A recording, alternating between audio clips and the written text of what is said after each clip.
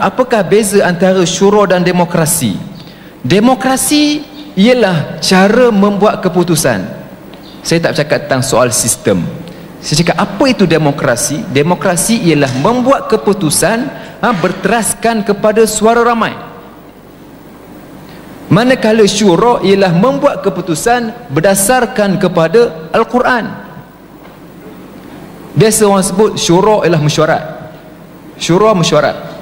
Syura tak semestinya bermaksud mesyuarat, walaupun syura itu adalah mesyuarat. Wa amrum syura bainahum, ialah mesyuarat lah kan.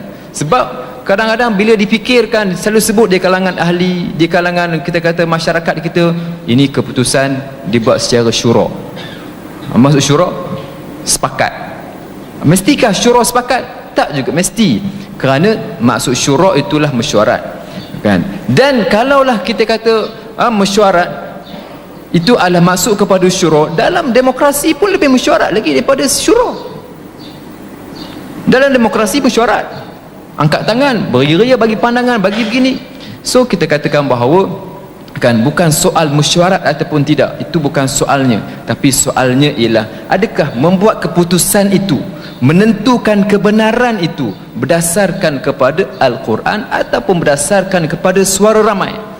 Sekiranya berdasarkan suara ramai, maka itu adalah membuat keputusan, ataupun lebih advance lagi, menentukan kebenaran berdasarkan kepada suara ramai. Suara ramai kita ada 700 orang, 400 orang dalam dewan ini. Kita kata kita nak kita tak nak semayang zuhur. Suara ramai, ada seorang aja yang kata kena semayang zuhur. Tak boleh.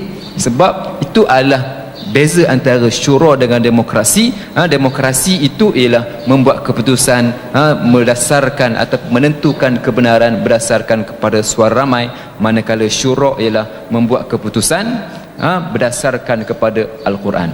Al-Quran kata okey, Al-Quran bagi perkara yang tak sebut dalam Al-Quran, terpulang kepada kita untuk memikirkan apa juga cara yang sesuai dengan maslahah dan kepentingan manusia.